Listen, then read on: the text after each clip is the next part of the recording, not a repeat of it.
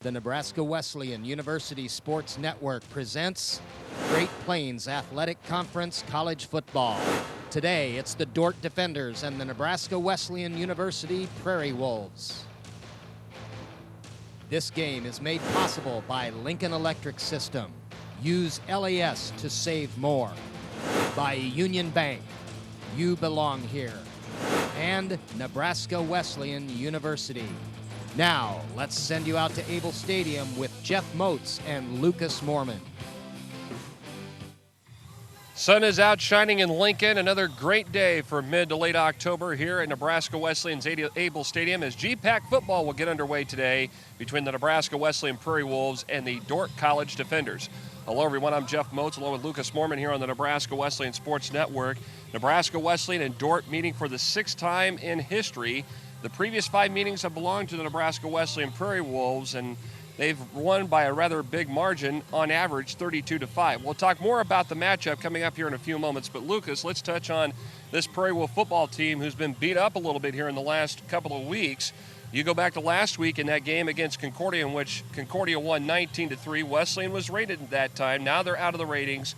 But the thing that they got to try to find out and find a cure for is that injury bug. That's right. It was another week, another ranked opponent for Nebraska Wesleyan as they took on the Concordia Bulldogs. They came up against a tough defense, a rushing defense in particular, that hasn't allowed a rushing touchdown yet this year. They kept the Prairie Wolves out of the end zone, the only points coming via Aaron Lorraine. Despite that injury bug last week, Dustin Bryant was able to go. He was a game-time decision, put up 131 yards. The fourth time this year he's went over the 100-yard mark. He'll be a game-time decision today, as will quarterback Tyler Francis, who was dinged up in the fourth quarter against Concordia. And Tyler Francis's injury appears to be a knee-related injury. He did work out for the full practice on Thursday, and during that time it seemed like he was not quite 100% according to Sports Information Director Alex Linden. He's kind of a game-time decision, too. We'll see if Francis will be able to go today. If not, there's the backup. The third stringer, Zach Thorpe, could get the call today at the quarterback spot. Now back to the matchup today with DORDT. This is a matchup that Nebraska Wesleyan has won in the previous 5 meetings. This is meeting number 6 today. Last year, the Prairie Wolves won up at Sioux Center, Iowa by the final of 27-7. What could we expect from this DORDT ball club today? We turn over to our third member of the broadcast team, Brandon Axement, for more about the DORDT College Defenders. Brandon?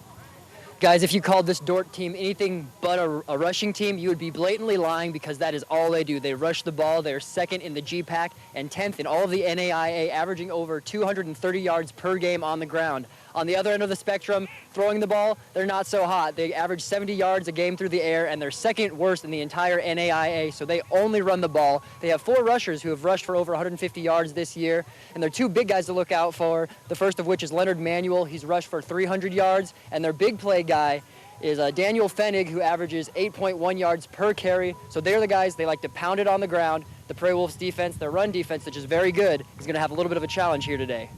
And Brandon, we do appreciate that report. And of course, as Brandon said, the running game is going to be the bread and butter today for DORDT, and that rush defense has got to come into play for Nebraska Wesleyan. Right, and you have to feel good about that. You got Phil Latimer up front, 9.5 tackles for a loss so far on the season.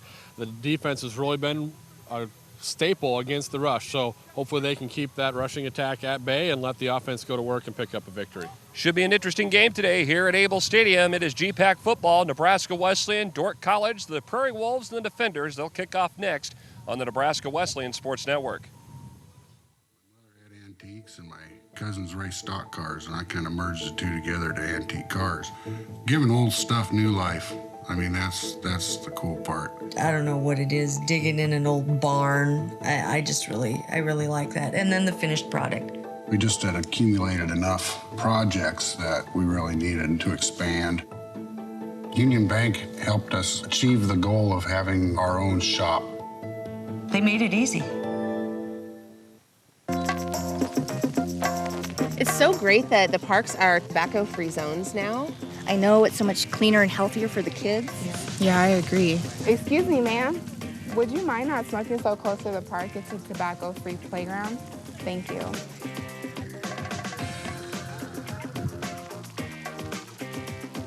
Play cleaner. Play healthier. Play tobacco-free. Juega libre tobacco. Play tobacco-free. Hi, this is Ryan with LES's Save Money, Saving Energy. Did you know that proper insulation levels can help reduce your heating and cooling costs? You can check your attic insulation level with this very advanced high-tech tool called a ruler. Make sure you have 14 to 16 inches of insulation for maximum energy efficiency. It'll help reduce drafts and allow your heating and cooling systems to not have to work so hard. Think of it as saving money by the inches, $1, $2, $3, you get the idea. For more ways to save, visit les.com today. See you next time.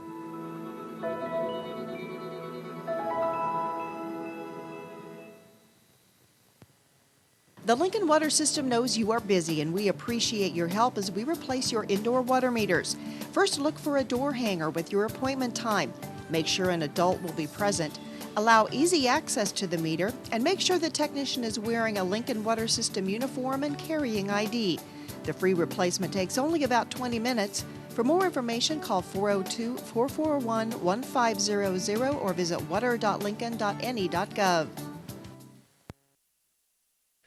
Back here at Able Stadium, Jeff Moats, Lucas Mormon, Brandon Axement, our entire Nebraska Wesleyan Sports Network crew. There you see the current conditions, 56 degrees in Lincoln. Got a bit of a south breeze coming in here today. And that's add to a little bit of that chill in the air. So some folks wearing some long sleeves today, wearing the lighter coats, and hopefully they are entertained to a pretty decent game here. But Nebraska Wesleyan, as we mentioned during pregame, the all-time series, this is the sixth meeting between both the Prairie Wolves and the Defenders. Nebraska Wesleyan winning all 5 meetings coming into today, an average score of 32-5 in all those contests. And they've had their way with the Defenders, and the Defenders, the new kid on the block, so to speak. It's been 6 years now. This is the 6th year in the GPAC Conference, 6 years since they started a football program. They did not have one. And it's been all Nebraska Wesleyan since they started that conference, or joined the conference, started football, won all 5 shutouts 3 times. But the Prairie Wolves today, a little short-handed. We'll see how many players can go. Defensively, they'll be without a few people here to start it off. Is Caleb Vandenberg, who led the team in tackles last week over in Seward against Concordia. He's out with a hip flexor, should be back in a couple weeks. Michael Hittner still out. He was hurt back in week 2. And then along the offensive, you're looking at Francis, Bryant, do they go? And then offensive lineman TJ Westfall broke collarbone last week, and he'll be out as well. So short-handed as we get underway here. Opening kick picked up at the 8-yard line. And DORDT on the return, and short-lived as the Prairie Wolves defensively on that special teams running downfield. Looks like that was Zach Stover who came over to make the stop for Nebraska Wesleyan. And now the Defenders will have the football at their own 12-yard line to begin this game. And this will be interesting to see what the running attack looks like from DORDT. They're being led by quarterback Thomas Newman. Newman, the quarterback, 6'1", 210 pounds. Goes under center here on 1st and 10. Little play action here out of the gate. And downfield, the pass goes incomplete. And the intended target was Sam Verhulst. Verhulst, the 6'4", 215-pound senior wideout. Wow, Jeff, they had him there. As you take a look at the starters for the Defenders on offense, that's Manuel, one of their backs over 300, Trey Pickney, Francis, and Van Grau. They use a lot of those guys in that option attack, and big guys up front. Ben Boone up there, 290 freshman, will move things around. But they went up top on the first play. They've only completed 3 passes in like 4 games, so it was interesting to see that. But they caught Nebraska Wesleyan in that one if they could have hooked up. So here we go, an option play. It's a pitch. And trying to cut back, nothing doing that time as the Prairie Wolves were able to get into the backfield. Looked like that might have been Dan Fenning who got the pitch that time for DORDT. Corey Kundal in there on the tackle. There you see Kundal, Hunter Hand, Phil Latimer, Taylor Tukolsky. Latimer getting a lot of accolades of recent weeks. Spencer Feck, Brandon Reeves, Hovendick, also in that linebacking core for the Prairie Wolves. And there you see the other secondary. Seth Wardeen leads the way along with Taylor Gunther, Aaron Bainey, and Eric Richards. 3rd and long here for DORDT. Another option pitch. And around right tackle on a big sandwich that time as Fennig got the toss that time. Instead, that was Aaron Francis who got the carry. Francis got the pitch. He was sandwiched up there, and Seth Wardeen was helping out in that stop. Take a look at this again. Well, they run option in a couple of different ways, 2 or 3 ways. That time they used one of their slot backs in motion around, and he was led up by the running back. But good pursuit from the backside as well. Able to keep him at bay. Short punt. Heath Bonestrew's punt picked up by Wardeen at the 36. Flags come out, and Wardeen is tackled around the 45, but we got flags on the field. Yeah, I think they're going to catch the Prairie Wolves for a block in the back here in this one. Wardeen had a nice return last week against the Bulldogs. As they talk it over here. It'll be interesting to see if Francis is out there, and he is.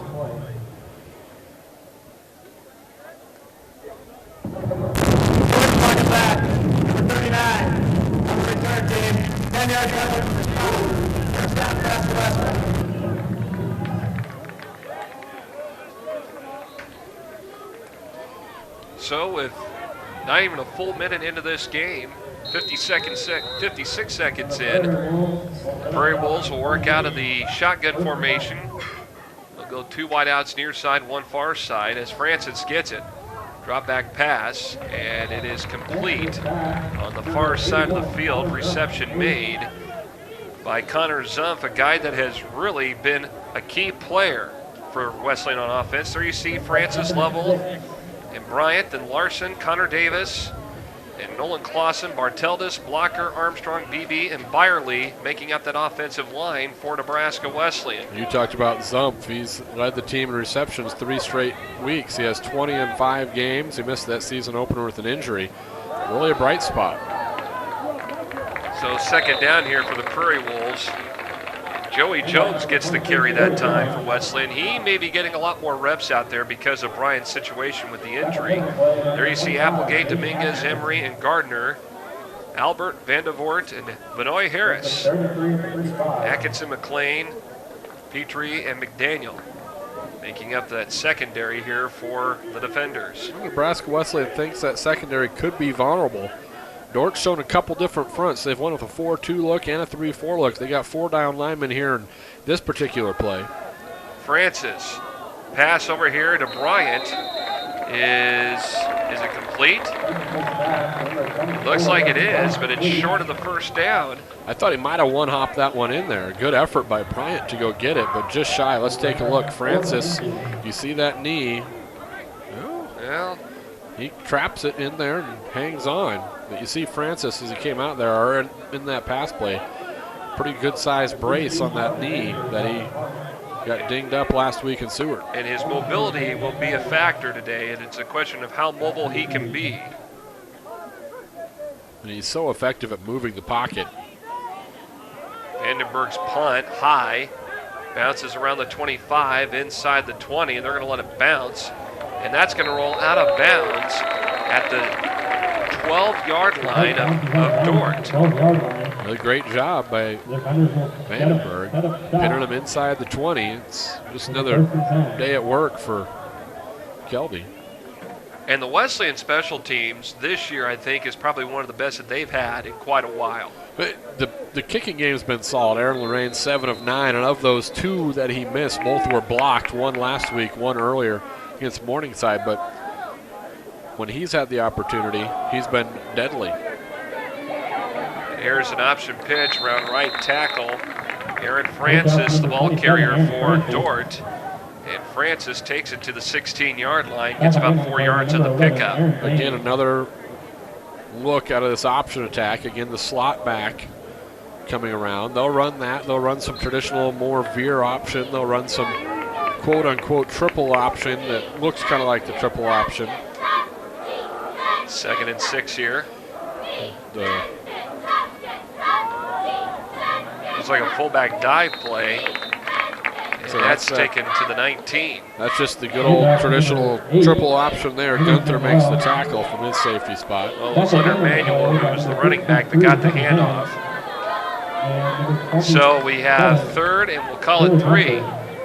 So this is the down and distance you try to limit with the defenders. 3rd and 3 in that option attack is a manageable play. If you get them in 3rd and 6, 3rd and 7, a little longer where they have to hopefully put it up in the air or some sort of other trick play to get longer yards, that's where you can get DORDT on their heels and really send a lot of people.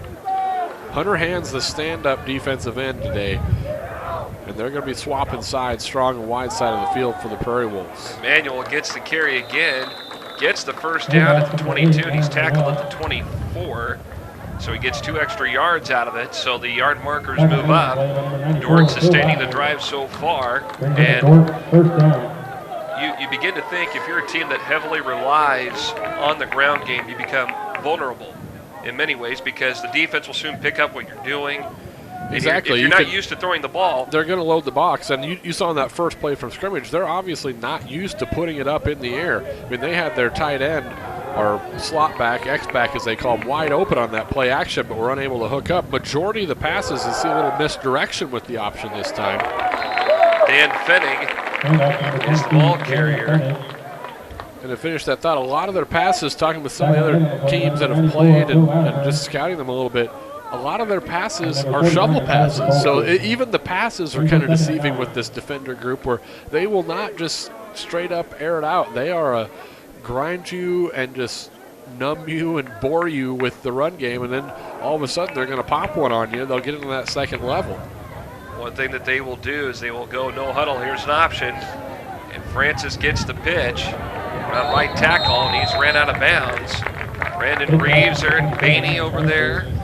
And Reeves all year has just been a consistent force in that linebacking crew. You know, there's been injuries along that defensive front, in the linebacking core, all around, but he's been consistent this year. He's had some interceptions, he makes a big play, a few tackles for a loss, and he's just always out there. He's been a consistent up there as they've had to move some people around. You know, they brought Wardine down and tried him as a down lineman for a while, and then they move him back, and now they have him going wide side of the field every time. But Reeves has been able to play his position, luckily for him, the entire season, and he's really been excelling. A wing formation, and it's a handoff, and nothing doing as Leonard Manuel was stuffed at the point of attack.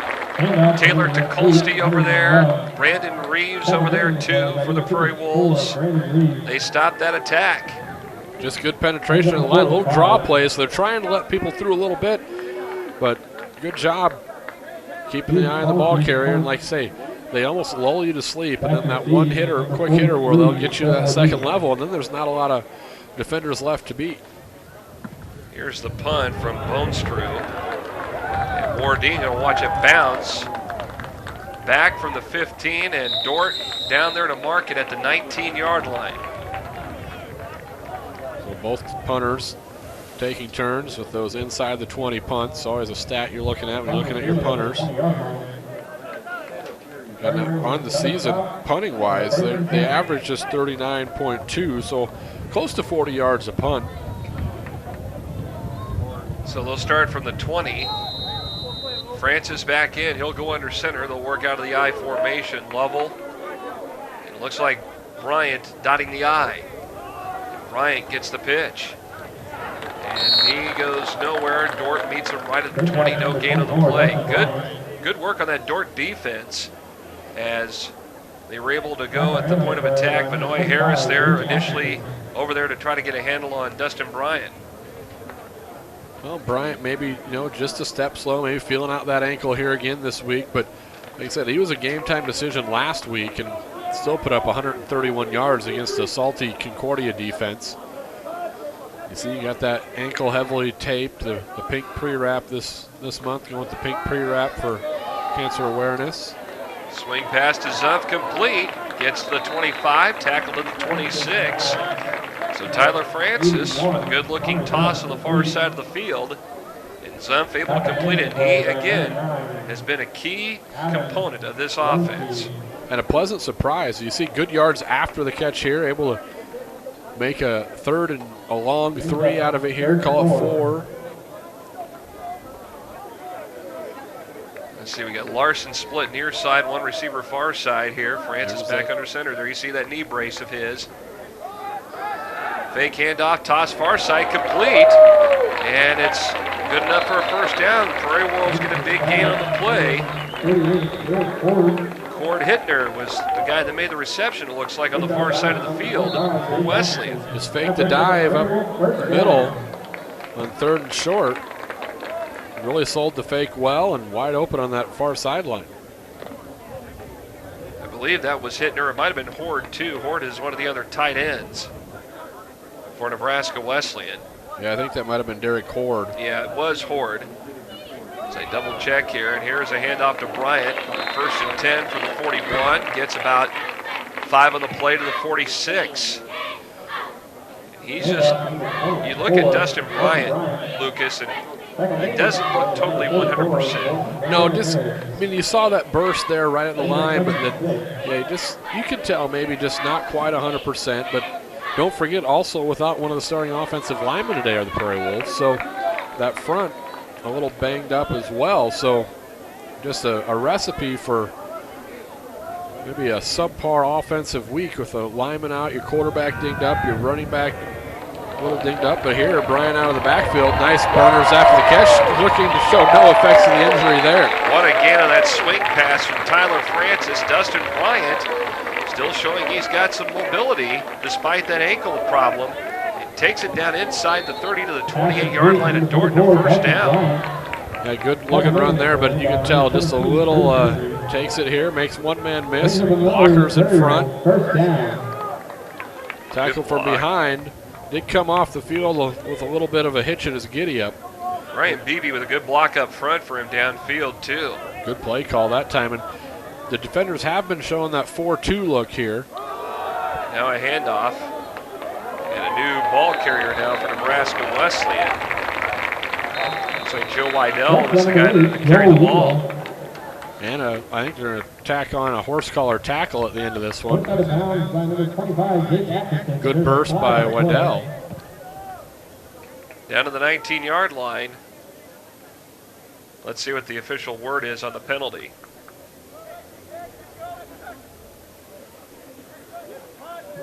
Personal foul. Face mask. Against the defense. Half distance to the goal. First down.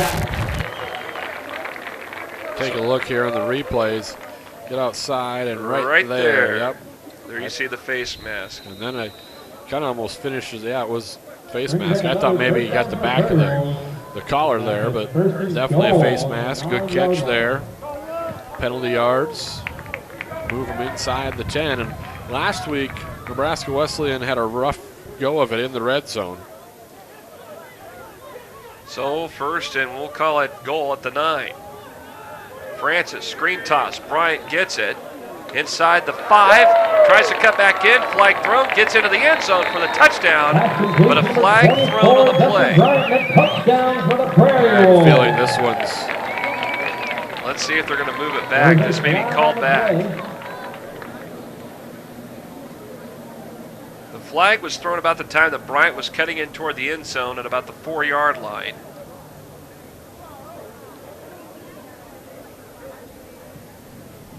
Here's the word. Take a look at it here.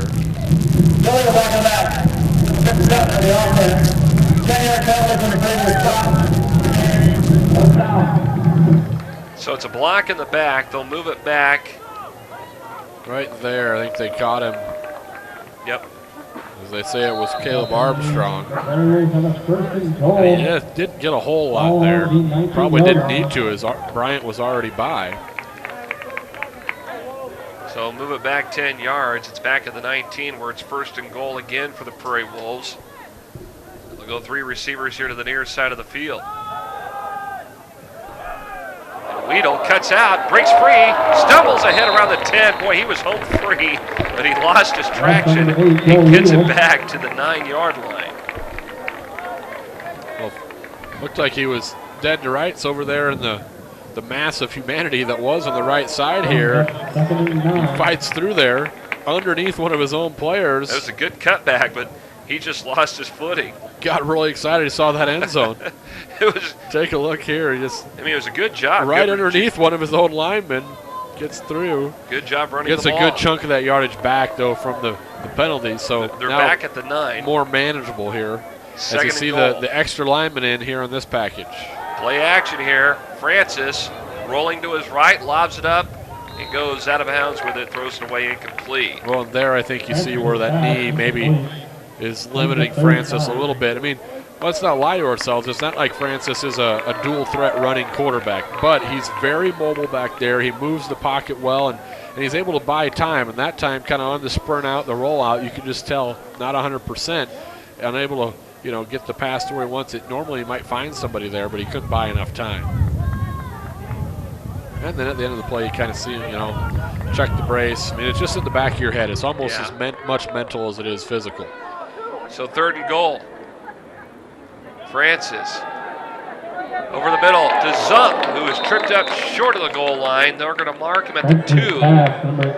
Good catch by Zump over the middle. Yeah, nice snag. And he knew he needed to try and reach for that goal line, but a good, sure tackle here. If it was thrown maybe just a little bit further ahead of him. Yep. And so they're going to go for it. 4th and goal here. I think you trust your defense. You back them up here, even if you don't get in. Now Joey Jones comes in. He'll be the tailback. They go out of that I formation. Big set. Carlin Kreiner at the fullback. Lovell in motion.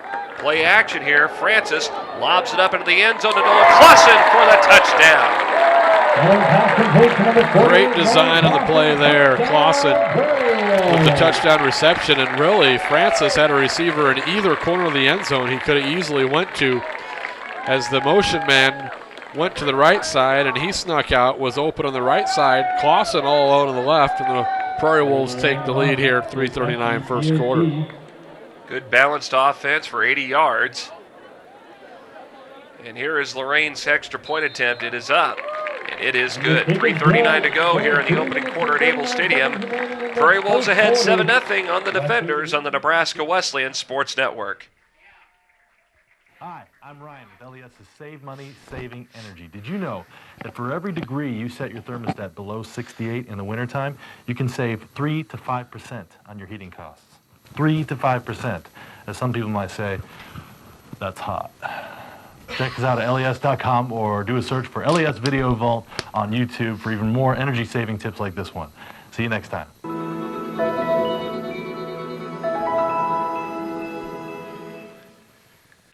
7-0 our score. Nebraska Wesleyan ahead of DORDT here. 3:39 to go in the opening quarter. Welcome back, Jeff Moats, Lucas Moorman, Brandon Axement, and our entire Nebraska Wesleyan Sports Network crew. 56 degrees here in Lincoln at kickoff. Plenty of sunshine, no clouds around, overhead at least. And 2 weeks ago, when we were out here for the Doan game that Saturday night, boy, it was just cold, cloudy, blustery, dreary. But the excitement was red hot. For sure. Zoom again last in that win over then-ranked Doan College with the game winner in the back of the end zone. That was just a fun one to be a part in that rivalry. And now the kickoff takes a bounce, and the return man for DORDT just let that thing bounce. I think that was Dan Fenning who just saw the ball and he let it bounce. He thought it was going to bounce overhead and backed off of it. We'll start with a 1st and 10.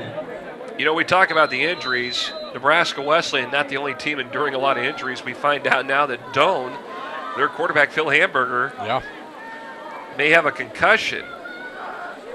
Yeah, Doan lost last week again. Dakota Wesleyan, who's had some big wins here, knocked off the Tigers. So Doan drops out of the rankings as well. Northwestern, after the loss to Nebraska Wesleyan, is just receiving votes. They take on Concordia today. So a lot of shuffling going on in the GPAC.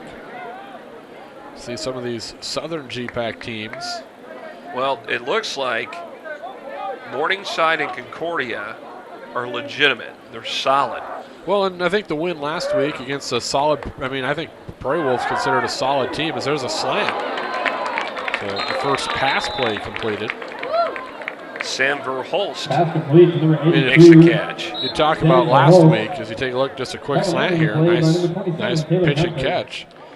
Taylor Gunther with a good stop. Two ranked teams maybe their schedule leading into that completely opposite. Concordia, no ranked opponents heading into that game. They're undefeated, whereas Wesleyan, 5 of their 6 on the season have been ranked teams. So Concordia has some tough sledding coming up, but be interesting to see how the GPAC race shifts out. Newman with the option keep is limited to about a yard gain to the 30, and that's it. Underhand over there initially to make the tackle. Good job by Hand staying home on the option. But you look at the Wesleyan schedule this year, I think it's been one of the more difficult schedules of all the GPAC teams this season. Yeah, I mean, you got Tabor College, you hung with them, but you fall short by 1. You go to Morningside the following week, you lose to them by a big margin. Come back here the following week, you start winning 3 games in a row. You want to go on a 3-game winning streak, against 2 ranked teams. 2 ranked teams. Here's a pitch near side. Option pick up there that time by Dort. Kenneth Lewis, the ball carrier, the freshman out of Santan Valley, Arizona. Lewis looked like he has maybe a little extra burst in there. A small, speedy back that, like you say, they really use all their backs in this rushing attack. Even that he's listed as a wide receiver, I don't know if there's a whole lot of receiving going on as their slot backs are in motion. They don't really have a true tight end either, so it's a different looking attack, a wing attack, but no tight ends. And it's Manuel who gets the handoff, and Manuel gets the first down across the 38 to the 39. Latimer in there at the bottom of the pile as usual. If you are familiar with that wing formation, one school in Nebraska, high school I'm talking, Millard North, years for years they used that type of formation. They always ran the ball. That's always been their offense. And that wing formation in the backfield has proven to be very effective for a lot of teams like Millard North, even some college teams too. Well, the veer, it was very successful. And remember the Titans, Jeff. Yeah, that too.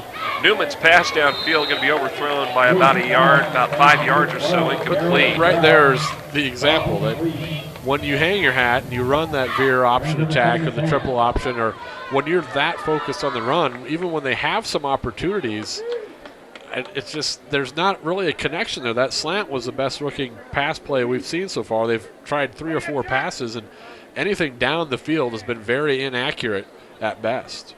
Well, you think of the traditional run option teams in college football. You go back to the old days in Nebraska, Oklahoma.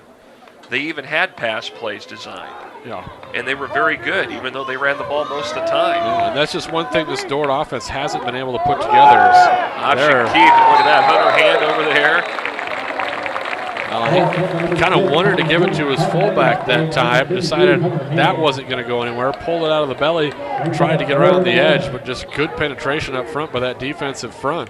And Corey Kundal, he took the brunt of that. He was there first, but he took the brunt of that attack as Dort was trapped on that option play. This is exactly where you want Dort if you're a Prairie Wolf fan. 3rd and 11. Or, they don't really have a play in their playbook for 3rd and 11. Most times, a lot of teams will go with a passing play. Let's see what they do here. Twins to the wide side. That's as many receivers as we've seen. Now they're going to go with a pass play. Newman in trouble, but Taylor Tukolsky takes him down for a loss. There's a sack for Tukolsky, the product out of Norris High School. Well, it starts up front. Tukolsky beats his man. And again, that comes back. You're not really used to pass blocking either if you're running the ball every 95% of the time. So time has expired. We're through 1 quarter here at Able Stadium, and so far Nebraska Wesleyan holds on to a 7-0 lead over the Dordt College defenders. Back with the 2nd quarter in a moment. My mother had antiques and my cousins raced stock cars, and I kind of merged the 2 together to antique cars. Giving old stuff new life. I mean, that's the cool part. I don't know what it is, digging in an old barn. I really like that. And then the finished product. We just had accumulated enough projects that we really needed to expand. Union Bank helped us achieve the goal of having our own shop. They made it easy. 21-17 Sports, formerly known as 21 Sports, the Nebraska Wesleyan Sports Network. So we get ready for the second quarter of action here at Able Stadium. Seth Wardeen on the punt will let it bounce. And as the ball rolls inside the 25, they're going to mark it at the 21-yard line. And the punt is fielded at the 21-yard line. So with 14:51 to go here in this first quarter, let's send it down to Brandon Axelman with more. Brandon? Guys, last week Nebraska Wesleyan faced a tough Concordia team, lost 3-19, and a big reason for that was the turnover margin. The Prairie Wolves were -4 in that regard, and that was a big thing they wanted to focus on coming into this week. Coach Brian Keller said they wanted to focus on forcing turnovers and taking care of the ball on offense, and as you saw that first quarter, the Prairie Wolves did just that. We'll see if that carries on for the rest of the game. All right, Brandon, thanks for that report. Brooks Earhart with the reception to the 24-yard line. 3-yard pickup for the Prairie Wolves. The first game last week of the season, they hadn't had an interception. Actually, it goes back 12 games. As we talk about the turnovers, they've had 12 consecutive games with an interception, had the Prairie Wolves, until last week. That's a pretty impressive run. That goes all the way back to the opening game of 2012. Here's a pitch to Bryant. Bryant takes it across the 25 to the 26, gets 2 yards out of it. He kind of gingerly zigzagged a little bit through the middle part of the line to get through and get those 2 more yards on that play. Yeah, he's able to put the foot down and make the cut. And that's, I mean, he's got to know how it feels. And, I mean, he went last week on it. Yeah, it's dinged up. I guess the old out-of-here football player, you got to play through some things. And he's doing just that. He wants to be there for his team, and he's, even on a bum wheel, he got 131 last week, so feels like he can still be effective out there. Again, 4 down linemen for this DORDT attack. Let's see if they go to the air. Free play here, I think. Flags come out. Pass goes incomplete. Clausen, the intended target, the tight end, but the flags come out, and this could be a penalty against Nebraska Wesleyan. Let's see what they're talking about here. Must be they're talking to the defenders.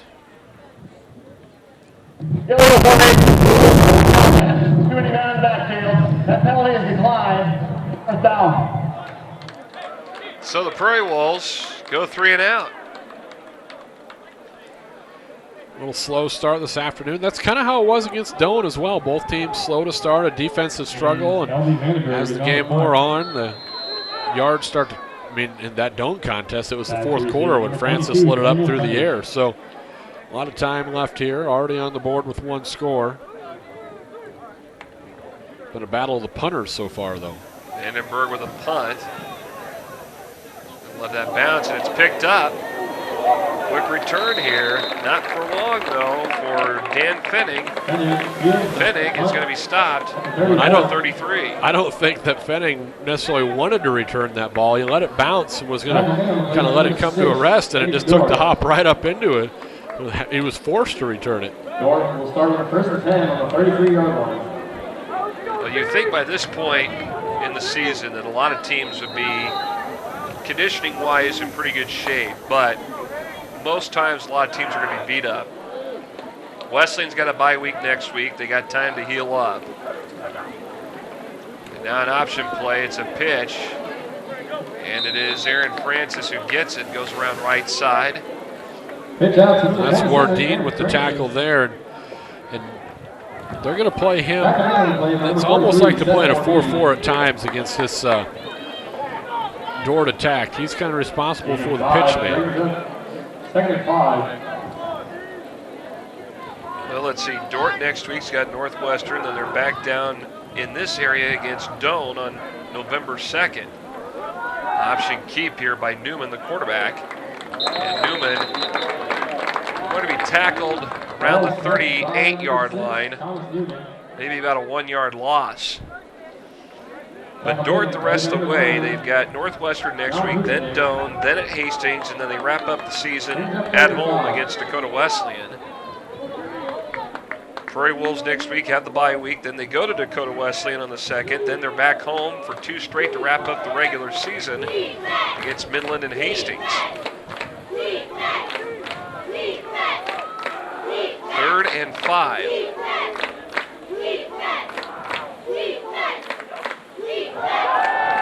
Now Newman looking to throw. It's complete at the 50, and a first down. Reception made by Daryl Van Grau. And when they do pass, they've shown that they're going to go to probably that sprint out, the rollout type option. I know Concordia had some success with that similar type of play, or even a sprint out and a handoff. So if they did their research last week, saw some film, and with a completion, move the chains. You know, time of possession this year really has been key for Nebraska Wesleyan. Last week, Concordia ran 21 more plays than them, as that one goes nowhere up the middle. Yep, Manuel took the carry, nowhere to go. He probably got 1 yard, and that's it, to the 47-yard line of Wesleyan.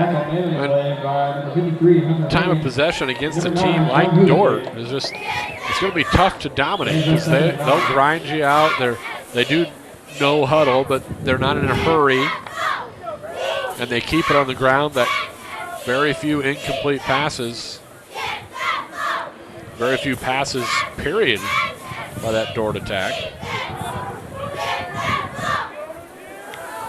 2nd and 9. Another option. And Francis gets out of one tackle.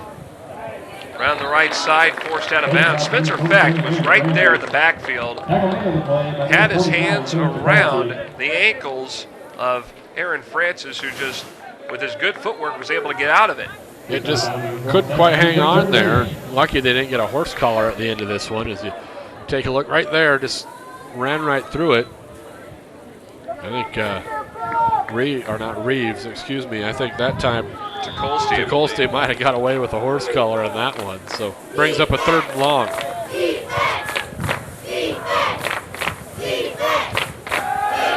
Newman looking to throw again. Latimer on his tail. And Newman's forced to throw it out of bounds.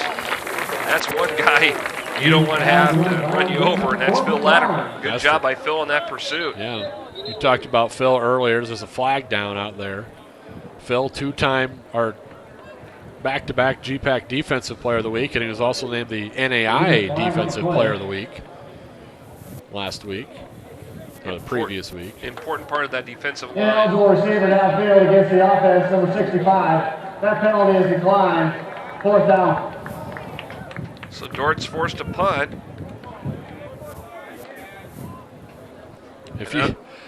Brandon said it well in the open, that if you call this DORDT team anything other than a rushing team, I mean, you're off your rocker. You look at their starting quarterback, Newman's passing line on the year.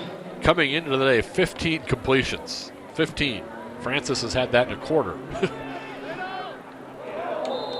And Wardeen gets the catch. He's quickly tackled. Really had no time to move at all. They're going to mark him at the 14-yard line. And, you know, that's quite a contrast, because you compare both these quarterbacks, there's no doubt who the better thrower is. Wardeen here with the catch. He's wrapped up. Didn't signal for a fair catch. Back inside the 15. Surprised he didn't let that one bounce.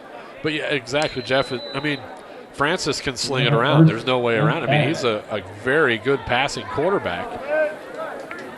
Like I say, he's had as many attempts and completions in a game as Newman has all season. Joey Jones getting the carry that time for Wesleyan. In fact, they're going to force him back for a loss of 2 yards back at the 12. That being said, I am surprised today we haven't seen maybe a little more of the passing attack from the Prairie Wolves. I know that the coaches felt coming in that maybe that secondary was a little vulnerable, especially if they went with that 4-2 look, the defenders that is, which we've seen a lot today. Is here now we see 4 receivers out in the set. 4 down linemen here on defense for DORDT. Francis's pass is tipped up and almost intercepted. It goes incomplete. It seemed like a mix-up on the route there. They had 2 receivers in the same area. Looks like Earhart was the intended target. Let's take a look at this again. That was tipped right at the line, too. Yeah. You had Earhart, and then also it looked like Curtis Danek out there. Well, Curtis Emery, I think, was the guy that knocked the defensive tackle that knocked the pass down initially, or tipped it.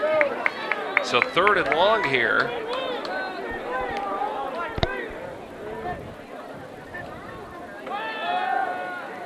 Looking to throw, Francis, far side. It is complete and enough for a first down.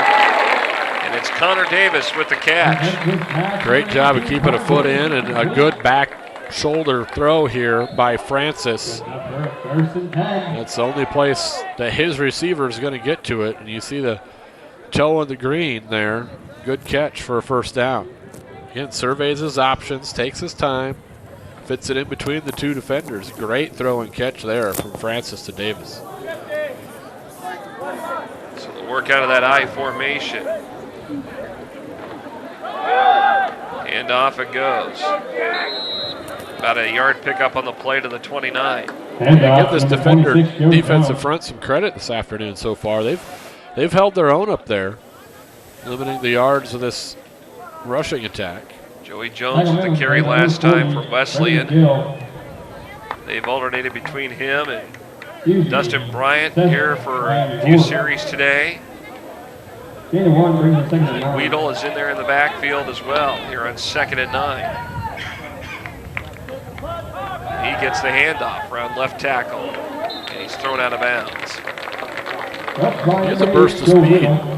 Haven't seen a lot of him so far this season, but seldom used. Good speed around the edge. He is one of the kick returners with Brooks Earhart. Weedle's a guy that we have not talked about a lot this season. Only a freshman. From Bergen. Fremont Bergen. And it's kind of ironic this year you got 16 or 17 people who have caught a pass for the Prairie Wolves. In the past year you may have had 10 or 11 backs that had carried the ball because of injuries and whatnot. This year it's kind of been a one-horse show with Bryant. Here's a pass. What a great throw from down. Francis. Caught at the 40-yard line. Need to thread the needle there. He just Curtis Danek makes it look easy. Danek is a former Pius X standout. He played his first year or two of college ball up at Morningside before transferring back down here to Lincoln to play for Nebraska Wesleyan. So we'll go with Jones in the I formation, dotting that I. Right ahead of him is the fullback, Lovell. And the handoff goes Jones. Jones fights his way for yardage, and he's tackled right at the line at the 40-yard line, so no gain. Yeah, say between the tackles has been tough this afternoon so far. They've had some success getting outside. Weedle did here a little bit ago, but coming into the contest against the rush, DORDT 7th in the league. They give up about 200 yards a game. So maybe you can find something that works and sticks with it, but so far they've been good against the run. 2nd and 10. Francis to the air again. Pass is caught. Larson, the receiver, tackled close to the first down at the 50. It's a matter of where they're going to actually spot it. It may be enough. Larson able to go up and get that one a little high, but falls forward. First down. Patience has been key on this drive. Well, against Doane we talked about, okay, it's going to be a battle of who could get the running game going. Such two rushing defenses that are tough. And then ultimately it was Francis's arm and the receiving core that really spurred the comeback in that fourth quarter. Here's Bryant. Hit it right at the line at the point of attack. Micah Applegate up front there just shed his defender, the 6'2", 240-pound senior. Applegate with a good stop there. That gave really Wesleyan no gain, maybe about a half yard if that. So with 5.5 minutes to go here, not exactly the type of scoring that we would see so far. We figured there might be a little bit more scoring on Wesleyan's part. And you don't want to say it's fatigue or anything like that. Little play action rollout here near side. Francis, and the reception is made, caught, and the tackle made at the 43-yard line. Maury Lawrence. Another receiver who caught a pass this afternoon. Take a look. Francis on the rollout, just checks down, is tied into the flat, picks up 6 yards. And Maury Lawrence is a guy that we've mentioned before this season, but not a lot of times that we've talked about him. 3rd and 3 here for Wesleyan. As Larson goes in motion. Hand off. And pass attempt to Lawrence goes incomplete. So 4th down comes up for the Prairie Wolves. Here comes the punting unit. So far, some balance. Not a lot of flash, so to speak. How about a nice sustained drive there? It would have been nice to maybe get in field goal range at least. And, yeah, tack a few more on.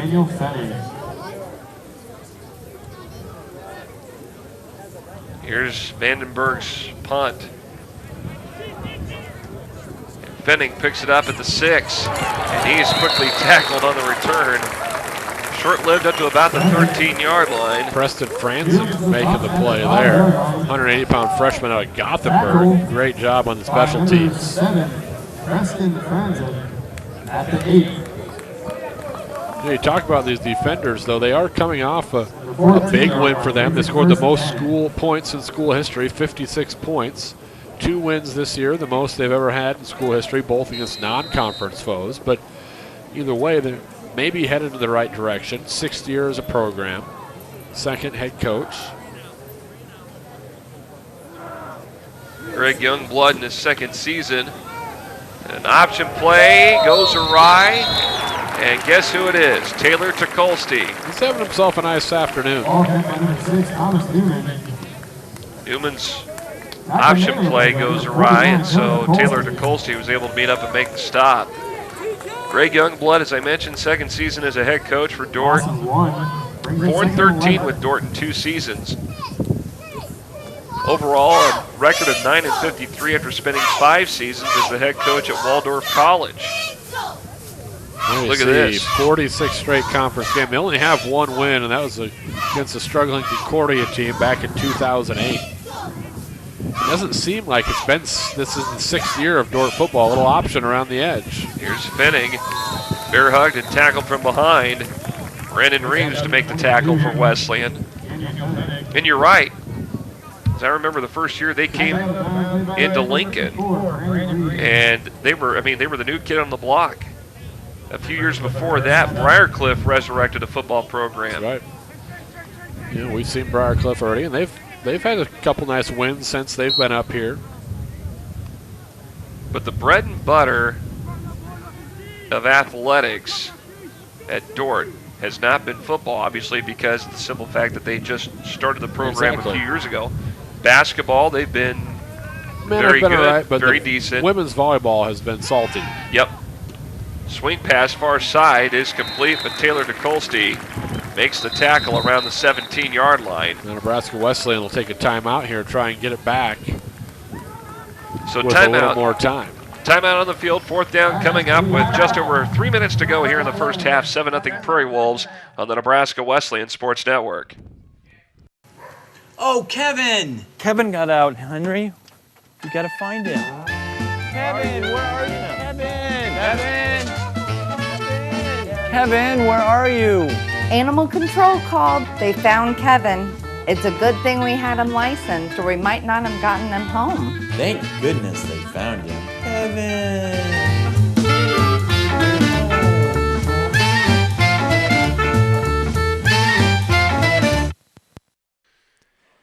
Nebraska Wesleyan Sports Network coverage of GPAC football. There you see the score, 7-0 Prairie Wolves over the defenders of Dort College. Jeff Motes, Lucas Mormon, Brandon Axement, and our entire Nebraska Wesleyan Sports Network crew with you today. Here's the punt. And it will be picked up by Wardeen. Bobbles it at the 45, and that allows Dort to get downfield and make the stop around the 44. That was 44. He almost lost that one off the fingertips. He was fortunate to hang on to that one and just kind of ate him up here off the hop. Soft hands, able to just turn and corral it and then get to the turf. Just let your offense try to go to work here. Try and get in at least field goal range for Aaron Lorraine, who had another field goal last week, 7 of 9 on the season. He's quickly moving up the all-time kicking charts here at Nebraska Wesleyan. So 1st and 10. Zuff goes in motion here on offense to the near side. Francis, screen toss, complete to Bryant. Bryant forced out of bounds, gets about a yard to the 46. That one was played pretty well by the defense of DORDT. There you see the replay. Broken play. Bryant's able to get the ball and at least pick up a yard, but they're going to mark him actually right at the 45, so no gain. 2.5 to go here in the first half. Coming up at halftime, I sit down with the new Nebraska Wesleyan swimming coach, Greg Fleming. As the Prairie Wolves initiate the swim program here starting next year. 2nd and 10, pass thrown away incomplete. Coach Fleming, of course, the head coach at Lincoln East for 30 years. Won 2 state titles, 1 boys, 1 girls title, and boys title in '88, girls title in '93. Had some runner-up finishes. Most recent runner-up finish was in 2012. A great swimming program over there that he built up. And now he'll look to do the same thing over here at Nebraska Wesleyan. So I sit down with Coach Fleming coming up here at halftime. Always exciting to get another sport added to the roster here. You see a lot of the GPAC schools adding different sports here and there. Francis downfield, wide open, upfield, incomplete. Connor Davis was the target. About 1 stride too far for Davis, or he would have been trotting into the end zone for 6. Good look. Yeah, and Davis did all he could do. He sold out for it. He did all he could to get down there and try to make the catch. Had the coverage beat. And one thing for DORDT in that secondary, this afternoon on their part, they have really been lucky that they have not been beat or burned like that. They've had a couple opportunities. Vandenberg with a punt, knuckleballer, a little bit of rotation to it, takes a bounce around the 10, going to bounce back into the end zone for a touchback. So with 2:03 to go here in the first half, let's check in with our friend Brendan Axemet. Guys, Nebraska Wesleyan defensive coordinator Kevin Kroom had his defensive squad together on the sidelines before going out to play. Wanted to let him know a game like this, it's kind of easy to get lulled to sleep against a team you know is going to run it a lot. He says to stay focused and keep on your assignments because he doesn't want to give up anything cheap here before the half. And you're right, you got to finish strong. Well, we talked about it earlier as well, Brent. I mean, Coach Kroom right there, he said it only takes 1. I mean, when you're playing this run, if they get a crease, you're playing for the run, there's not a lot of second-level guys. Here's an option pitch. There's no crease there. Nothing doing that time. Kenny Lewis got the toss on that pitch right there. And Taylor Gunther, the Waverly Viking, there to make the stop for Wesleyan. And that's just good assignment football. They do have 3 timeouts left. Now, this is when your offense kind of pigeonholes you because you're not made to go the length of the field in just under 2 minutes. You don't really necessarily have a 2-minute offense, and instead you see they're just going to let a lot of clock run a play here and try and get to the locker room just trailing 7-0.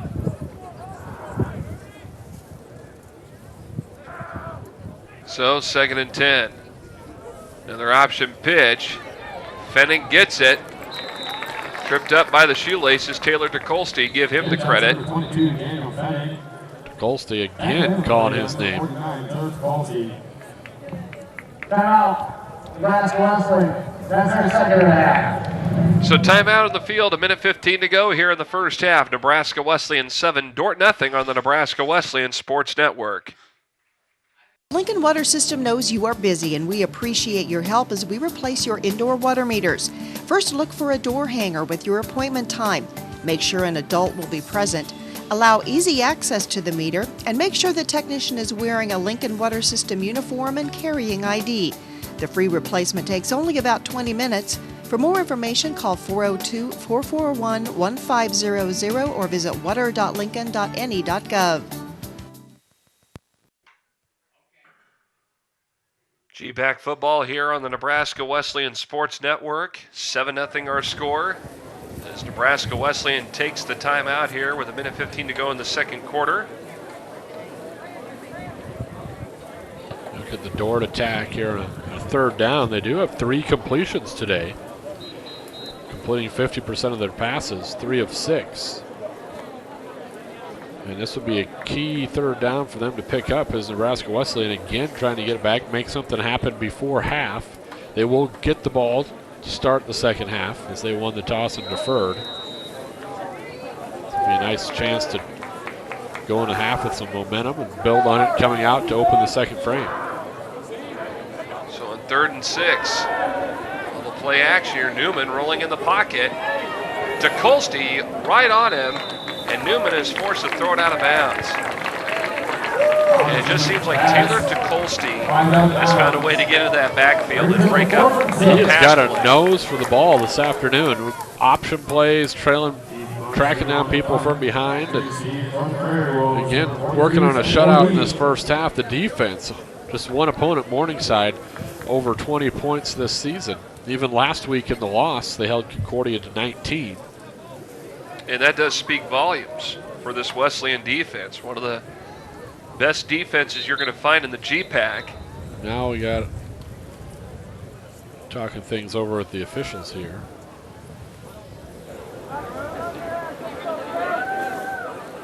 They're going to put some time on. Please run the clock down to 107. 107. Taking some time off. So they'll put the clock down to 107 as requested. So 4th and 6 here. Be a great time for a nice return by Wardeen. We've seen it happen so many times. As now we have a timeout. DORDT. That's their first of the half. So DORDT will call a timeout. 7-0 Nebraska Wesleyan ahead here with over a minute to go in the first half on the Nebraska Wesleyan Sports Network.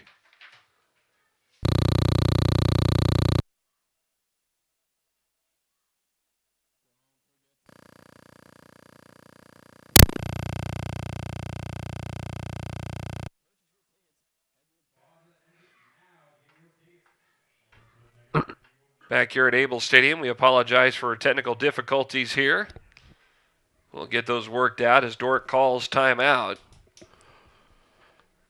Probably just shoring things up, make sure they have the right personnel in the field. You want to be sure you don't give up a big return in this situation. With the punting game, the way averaging about 32 or 39 yards a kick on their punts here. So if Wardeen can get a decent return, see Coach Keller there talking to his offense down there. Brian Keller, you see there on your screen, 97-80 overall in 17 seasons. The dean of the GPAC coaches. And get this, he ranks 11th among active NAIA coaches with his 95 wins. Here's a deep punt, high punt. Wardeen watches it bounce. He'll pick it up at the 14. Gets out of one tackle, tries to spin, but he's spun out of bounds and had no room to run after that. Well, they uncorked one there. Great punt that time. Heath Bonestra with that big boot. And now Wesleyan with the football with 54 seconds to go. This would be a good time to set up a drive, get into field goal range, and end the first half on a field goal if you can. Well, and you did use 2 of your timeouts trying to stop the clock so you could get the football back. So you got to look for out routes here, getting to the sideline, getting out of bounds to stop the clock. Francis looks to throw downfield, and it goes incomplete. Right through the hands of Tyler Gibson. That could have been a pick. Well, it could have been a pick. It could have been a big play. That was right in the hands of Gibson. He's got to haul that one in. And Jake Atkinson was the guy that was in on the coverage for DORDT. 62 yards on the previous punt. That's huge. And he was kicking from south to north here, and there's a little bit of a tailwind coming out of the south and southwest. See if Francis tries to find someone again over the middle. Clock would stop on the first down.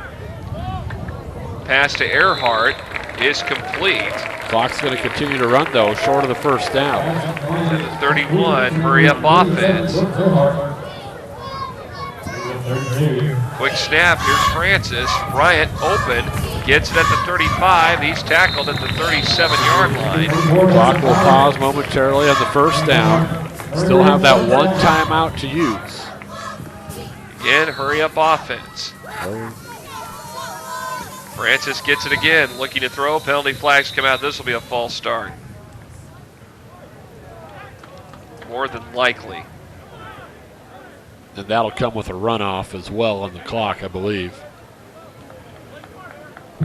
False start, number 85 of the offense. 5-yard penalty from the previous spot. First down. So David Jennings moved on that offensive line. And the ball will go back to the Wesleyan 33. 20 seconds and counting. Here's Francis looking. Pressure's on. Danik trying to block, but not for long. And the rush in coming in there for DORDT to make the tackle was Jonathan Gardner. We're down to 4 seconds, and that's how we're going to end the first half. So the Prairie Wolves have kept their distance despite what the scoreboard says. Nebraska Wesleyan leads it here in the break over DORDT College 7-0 on the Nebraska Wesleyan Sports Network. My mother had antiques and my cousins raced stock cars, and I kind of merged the two together to antique cars. Giving old stuff new life. I mean, that's the cool part. I don't know what it is, digging in an old barn. I really like that. And then the finished product. We just had accumulated enough projects that we really needed to expand. Union Bank helped us achieve the goal of having our own shop. They made it easy. Hi, I'm Ryan with LES's Save Money, Saving Energy. Did you know that for every degree you set your thermostat below 68 in the wintertime, you can save 3 to 5% on your heating costs? 3 to 5%. As some people might say, that's hot. Check us out at les.com or do a search for LES Video Vault on YouTube for even more energy-saving tips like this one. See you next time.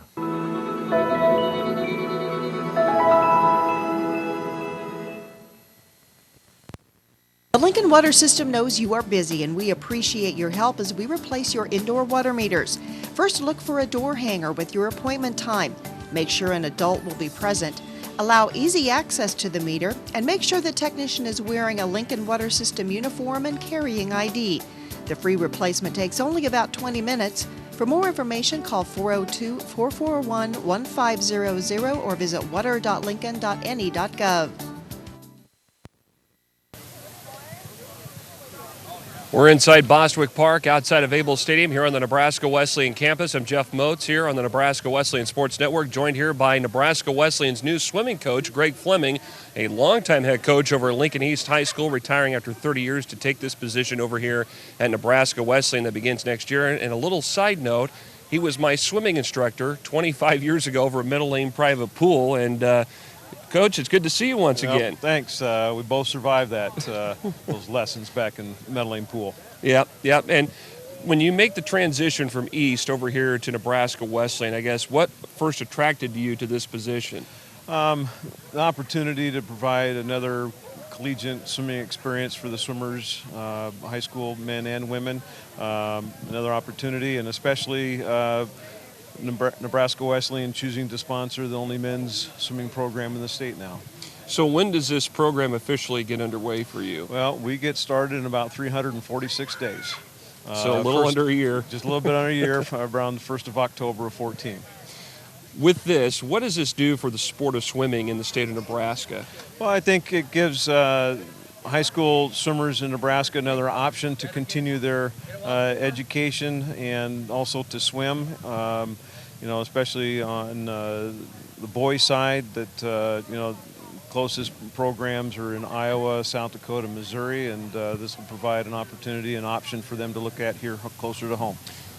With that said, who are you going to compete against starting next year?